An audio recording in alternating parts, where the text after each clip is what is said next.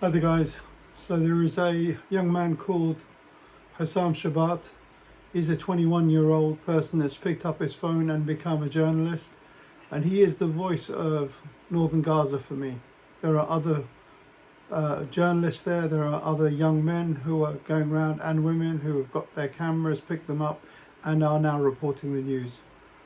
He has just reported that no aid, no food, nothing has got into Northern Gaza for the last 21 days.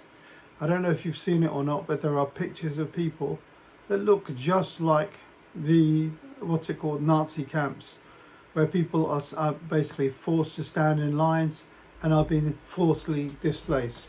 The difference is that there are people who have chosen not to leave, and anyone who chooses not to leave is being treated as a combatant and as a terrorist.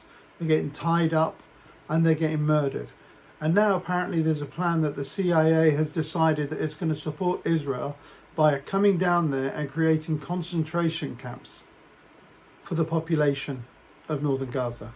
So they're forcing anyone that they can, scare the living daylights out of the area.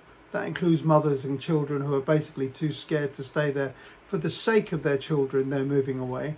The men who are staying behind are automatically targeted as terrorists now. They're no longer civilians, and they're just getting murdered.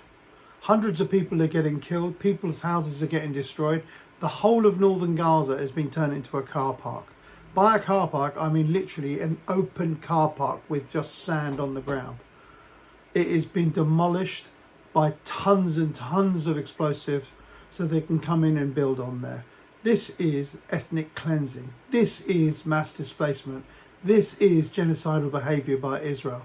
And no one and nothing in the West is doing anything about it.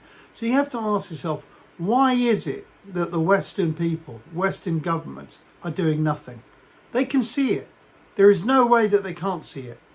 And today I got to see a building, a whole full building, must have been about 15 floors high in Beirut, get destroyed, brought down to the ground with one missile.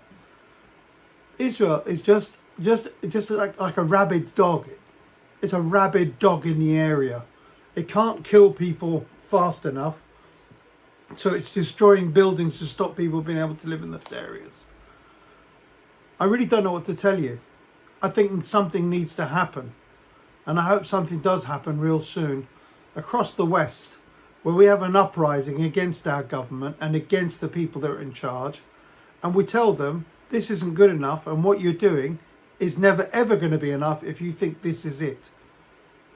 Okay, here we go. Let's see what happens in the country. I really, really do hope that people start rising up, hitting the roads and making life very, very miserable for the people in charge, because they're getting away with murder and genocide at the moment.